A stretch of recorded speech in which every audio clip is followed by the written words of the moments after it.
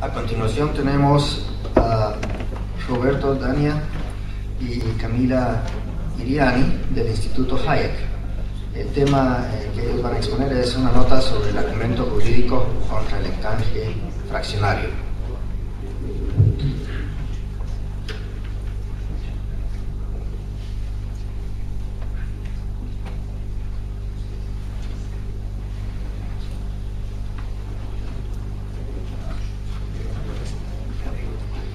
Muchas gracias, Warren.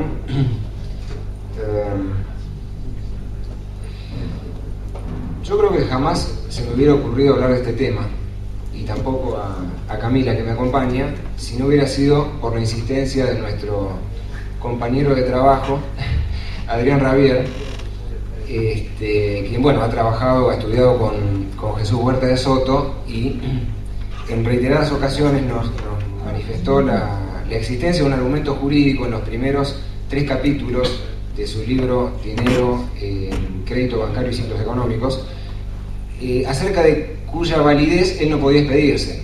Él se podía expedir a partir del capítulo 4 en adelante, porque es economista, pero no respecto a los 3 primeros capítulos. Eso llevó a que decidiéramos con Camila, que nos ayuda a ella, tratar de ubicar ese argumento de Huerta de Soto, pasarlo por el filtro de la teoría de contratos convencional y explicarle a un economista, en términos jurídicos relativamente simples, qué grado de validez puede tener ese argumento. Digamos, el tema acá es la cuestión de los depósitos a la vista, ¿no? Donde se han corrido ríos de tinta en la tradición austríaca acerca de si es legítimo o no manejarse los depósitos a la vista con el canje fraccional, es decir, que el banco retenga en previsión solo una fracción de lo que una persona colocó, digamos, en caja de ahorro, cuenta corriente. Huerta de Soto sostiene claramente que no es legítimo ni sería lícito, a la luz de cierto concepto del derecho natural, represtar parte de los fondos depositados a la vista. Y digamos, por resumir, en la página 126 él presenta un cuadro donde ubica 6 o 7 argumentos para esa ilicitud. Digamos, el contrato de depósito bancario con reserva fraccionaria no sería válido en derecho, no sería legítimo, porque habría engaño o fraude, porque si no hay engaño hay error in negotio, o sea, error acerca de la naturaleza del negocio, porque aún en ese caso de no haberlo, es nulo porque tiene causas incompatibles,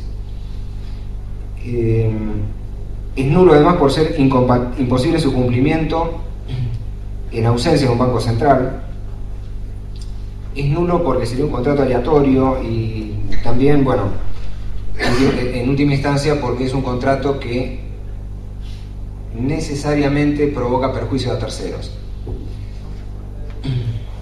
Ahora bien, a Huerta de Soto le gusta hablar de órdenes espontáneos, así que nosotros vamos a aplicar el orden espontáneo del derecho procesal. O sea, no todos los argumentos se analizan a la vez. En el derecho procesal, cualquier juez que tiene que entender un caso concreto pasa por distintos filtros. Digamos, hay excepciones y defensa de fondo, se tratan en momentos distintos. Incluso dentro de las excepciones, unas se tratan antes que otras, ¿no? La declinatoria y la independencia se tratan antes. Así que vamos a aplicar una serie de filtros para tratar de analizar si este contrato en cuestión se nos queda atrapado en alguno de estos filtros y ya deviene nulo o nos va atravesando.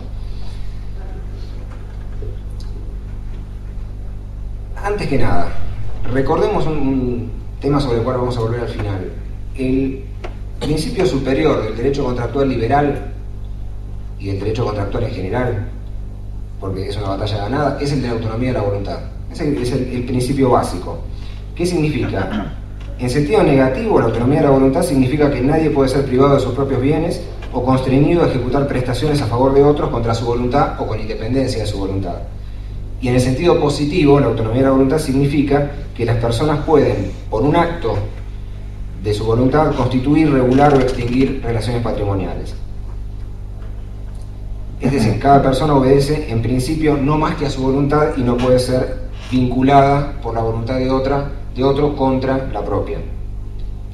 Digamos, los principios fundamentales de la concepción liberal del derecho son la propiedad privada de todos los bienes y y la autonomía plena de la voluntad. Los dos aspectos de libertad contractual y libertad de contratar, parecen sinónimos, pero en teoría contractual no lo son, digamos. Libertad de contratar se le llama la libertad para entrar en la convención, pero no para salir de ella. Y ¿cómo es? Y eso es la libertad de contratar, y la libertad contractual se refiere a la de estipular las cláusulas que más convengan a las partes. La consecuencia de un acuerdo celebrado en base a estos principios es un acuerdo con fuerza vinculante al cual las partes deben someterse como si fuera ley misma. En la concepción liberal del derecho, que nuestro autor comparte plenamente, la intervención del Estado debe limitarse a garantir el libre juego de la autonomía de la voluntad, restringiendo el alcance de la noción de orden público a lo estrictamente necesario. Ahora bien, yendo a los filtros, ¿no? En primer lugar, todo contrato tiene ciertas condiciones para su validez, que son los llamados elementos, que conocemos en teoría de contrato como los elementos del contrato, que son básicamente tres: el consentimiento, el objeto y la causa. El consentimiento se refiere al acuerdo de voluntades. La ausencia de voluntad provoca de por sí la inexistencia del negocio jurídico, o podemos decir su nulidad, aunque esto no es del todo exacto para una doctrina. Los hechos humanos se juzgan voluntarios si son ejecutados con tres condiciones concurrentes: discernimiento, intención y libertad. Entonces, los abogados solemos hablar de vicios del consentimiento cuando alguna de estas tres características que tiene que tener la voluntad negocial se ve afectada, digamos, el discernimiento, la intención, la libertad. Los actos serán reputados hechos sin discernimiento en los casos de actuaciones de menores, de dementes o de personas que por algún motivo llevaron a cabo el acto en ausencia de voluntad, en ausencia de razón.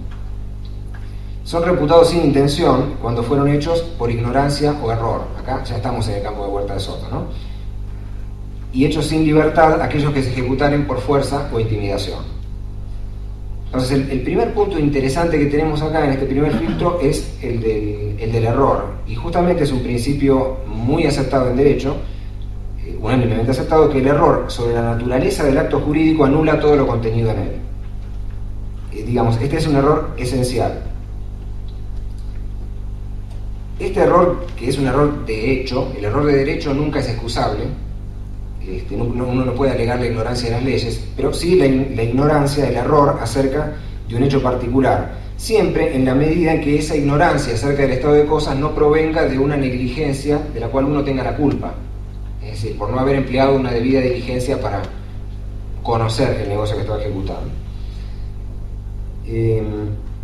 Digamos, se habla en doctrina de la reconocibilidad del error, es decir, el error es reconocible por la otra parte contratante cuando, atendidos el contenido o las circunstancias del negocio o la calidad de las partes, una persona de normal diligencia hubiese podido advertir el error, aunque de hecho no lo haya hecho.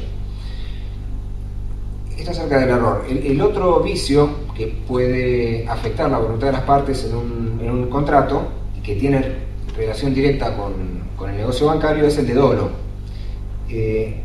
Se llama acción dolosa, para conseguir la ejecución de un acto, a toda la aserción de lo falso o disimulación de lo verdadero, a cualquier astucia, maquinación, artificio que se emplee con ese fin, con de conseguir que el otro lleve a cabo un acto que bien informado no llevaría a cabo. Ahora bien, para que el dolo pueda ser medio de nulidad de un acto, es preciso que reúna cuatro características. En esto quiero decir, hay un consenso demasiado general en materia jurídica como para detenernos mucho. Se requiere que el dolo haya sido grave, que haya sido la causa determinante de la acción, que haya ocasionado un daño importante y que no haya habido dolo por el lado de las dos partes. La omisión dolosa, en la cual podría incurrir un banco, por ejemplo, causa los mismos efectos que la acción dolosa cuando el acto no se hubiera realizado de no haber mediado esa reticencia, es decir, esa ocultación a propósito de alguna información esencial. Pero el dolo incidente no afecta la validez del acto, es decir, el dolo incidente es aquel que no fue la causa eficiente de la acción. Después, hay otros vicios como la violencia o la intimidación, que también hacen anulable el acto, como el estado de necesidad o la lesión, pero no nos parecen aplicables al negocio bancario en cuestión, al negocio del depósito. Ahora bien, podemos focalizarnos en el error o en el dolo. Lo importante es que estos vicios de consentimiento no pueden determinar la nulidad del tipo contractual en abstracto. Solamente pueden determinar la nulidad de algún contrato en particular, o de una generalidad de casos concretos y particulares, pero no del universo completo. No son un argumento para nulificar el tipo de contrato en cuestión.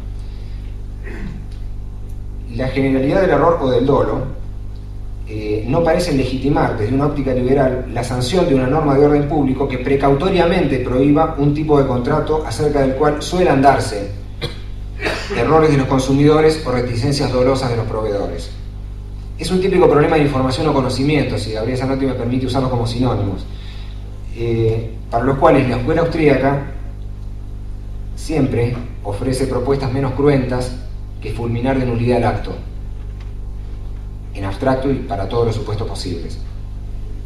El hecho de que se trate de un contrato por adhesión no modifica tampoco las conclusiones. El contrato es por adhesión cuando una sola de las partes redacta todas las reglas y a la otra no le queda sino asentir, o sea, firmar o no firmar.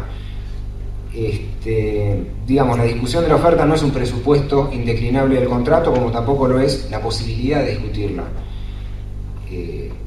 Además, obliga dentro de las condiciones que el adherente hubiera debido conocer, empleando la debida diligencia, como dijimos recién a propósito del error, y en todos los casos la interpretación se va a hacer en contra del que redactó el contrato. Pero bueno, este sería el primer filtro. El segundo filtro es analizar el objeto, el segundo elemento del contrato. El objeto de los actos jurídicos deben ser hechos que no sean imposibles, ilícitos, contrarios a las buenas costumbres o prohibidos por las leyes, o que se opongan a la libertad de las acciones o de la conciencia, o que perjudiquen los derechos de un tercero.